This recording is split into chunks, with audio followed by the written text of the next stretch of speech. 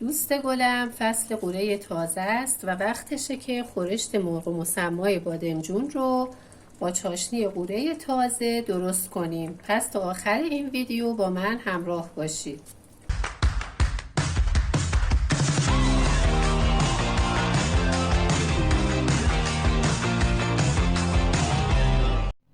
سلام عزیزای دلم، به کانال مادر جون لیلا خوش اومدید. اگه دوست دارید غذاهای اصیل ایرانی رو به صورت حرفه‌ای و استادانه درست کنید، کانال من رو سابسکرایب کنید و روی دکمه زنگوله کلیک کنید تا از آموزش‌های بعدی هم با خبر شوید. خب دوستای گلم، برای تهیه این خورش بسیار خوشمزه و عالی با طعم قوره تازه نیاز داریم به 1 عدد پیاز خلالی و درشت خرد شده. مقدار کمی من روغن میریزم. 1 عدد پیاز متوسط خلالی و درشت خرد شده رو میریزم.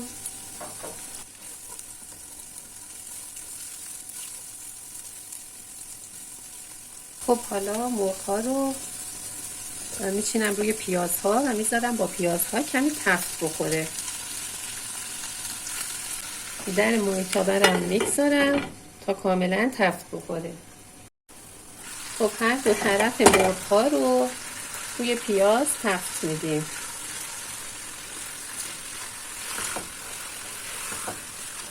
این خورش یکی از خوشمزه ترین و خوش‌طعم ترین خورش هاست. تا فصل قوره هست درستش کنید.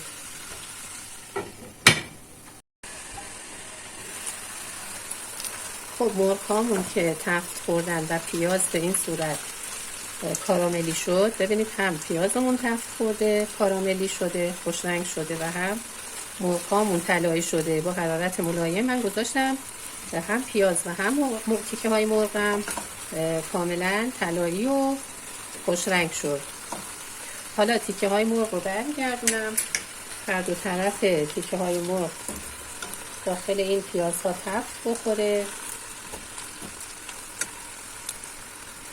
ببینید قشنگ طلایی شده تیکه های مرغ. این روش خوبی هست برای اینکه همزمان با هم پیازها کاراملی میشن، تفت میکنن، هم روی ذوق مرغ رو میگیرن و هم مرغ تیکه های مرغ خوش رنگ و طلایی میشن. حالا ادویه ها رو بهش اضافه میکنم. مقدار کمی زردچوبه،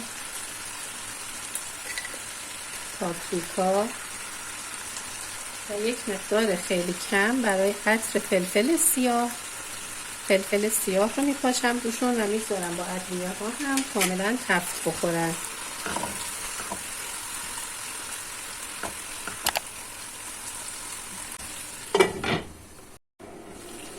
خب دوستای گلم، من تیکه های مرغ رو پشت و رو کردم تا داخل ادویه‌جات کاملا تفت بخوره و طلایی بشه.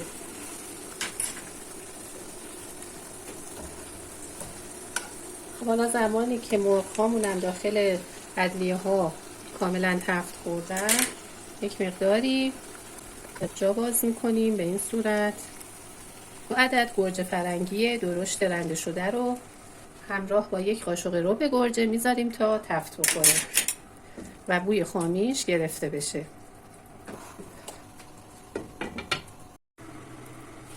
خب حالا زمانی که رب گوجه و گوجه رنده شدهمون کاملا تفت خورد و بوی خامیشون گرفته شد و به این مرحله رسید، به میزان 2 لیوان آب اضافه میکنیم. من از آب جوش استفاده میکنم که باعث میشه خورش خوش رنگ تر بشه و خورشت مرغتون از جوش نیفته. کمی مخلوط میکنم. حالا به میزان نصف لیوان زعفران دم کرده غلیظ دارم، اون رو هم روی مرغ‌ها و خورشت مرغ میریزم و میگذارم با درب بسته به مدت 1 ساعت تا 1 ساعت و نیم مرغ با حرارت بسیار ملایم بپزه. خب حالا تا مدت زمانی که مرغ هامون داره آماده میشه و میپزه، بادمجون ها رو آماده میکنیم. پوست بادمجون ها رو میگیرم، من برای این میزان تکه های مرغ 4 تکه مرغ 3 عدد بادمجان استفاده کردم. میزان موادتون رو نسبت به تعداد نفرات میتونید کمتر یا زیادتر کنید. این میزان مواد برای 4 تا 5 نفر کافی هست.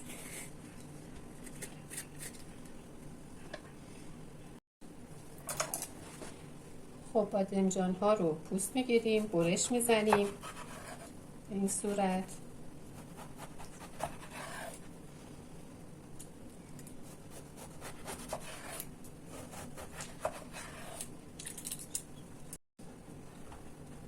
بادمجون ها رو نمک میزنیم و میگذاریم تلخی بادمجون گرفته بشه.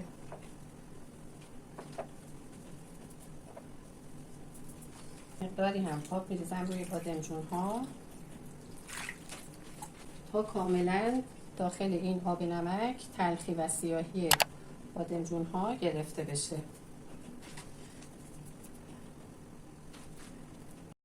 خب دوستان گلم، مدت زمان نیم ساعت از پخت خورشت مرغمون که گذشت و مرغ تقریبا میشه گفت که نیم پس شد. حالا من بهش نمک رو اضافه میکنم. میزان نمکی که من اضافه میکنم به این مقدار خورشت مرغ حدود نصف قاشق چایخوری هست. شما نسبت به میزانی که مجاز هستید میتونید از نمک استفاده کنید. خب حالا من مقداری سس فلفل میریزم. از سس فلفل گلوریا یا همدانیان میتونید استفاده کنید برای چاشنی خورشت، یا از فلفل قرمز. من از 2 قاشق سوپخوری سس فلفل استفاده کردم. طعم خورشت ها رو بی‌نظیر میکنه. و مقداری قوره تازه دون شده. سعی کنید قوره ها رو همطوری دون کنید که چوب قوره به قوره ها نمونه، چون غذامون رو دبش و تلخ میکنه. قوره ها رو اضافه میکنم و میگذارم تا زمان پخت کامل مرغ کاملا قوره ها ترشیش باز بشه و به خورد گوشت مرغ بره و خورشت و مرغمون رو بسیار خوش طعم میکنه. خب حالا در مایتابه رو میگذارم نیم ساعت دیگه بپزه و کاملا طعم ترش قوره به خورد مرغ و خورشت بره. خب تا مدت زمانی که خورشت مرغمون آماده میشه من بادمجون ها رو سرخ میکنم.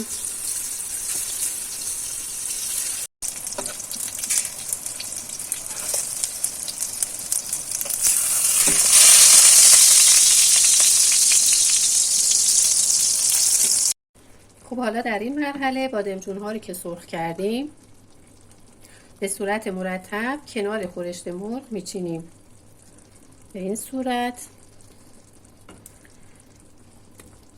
چون من بادمجون ها رو نازک برش زدم، هر یک دونه بادمجون رو به 3 قسمت برش زدم، مدت زمان پختشون زیاد نیست و باید مواظب باشیم که له نشه. بادمجون ها رو کنار خورشت مرغ میچینیم به صورت منظم به این صورت. من یک طرف مرغ پخته شده رو گذاشتم، این سمت هم بادمجون رو میچینم. بادمجون ها رو همچون به 3 قسمت مساوی تقسیم کردم و برش نازک زدم به این صورت. پس پخت طولانی مدتی نداره. برای اینکه بافت بادمجون به هم نخوره مدت زمانش رو باید چک کنید. من به مدت 20 دقیقه میگذارم که این طعم ها به خورد بادمجون بره و یک مقداری بادمجون پخته بشه. چون یک مقداری هم از پخت بادمجون در زمان سرخ کردن انجام گرفته و همین دلیل مقدار زمان پختشون زیاد نیست. حالا یک مقدار دیگه از طعم قورمون رو هم کنار بادمجون ها میریزیم تا بادمجون ها هم با طعم قوره ترش و خوشمزه بشه. چند تا دونه گوجه فرنگی هم برای تزیین و طعم بهتر خورشت سرخ میکنیم و روی خورشت میگذاریم. اگه این آموزش براتون مفید بود کانال خودتون رو سابسکرایب کنید و ما رو به دوستان خودتون معرفی کنید تا به جمع خانواده ما بپیوندند. با لایک هاتون به ما انرژی بدید و خوشحال میشم نظراتتون رو به صورت کامنت با من به اشتراک بگذارید.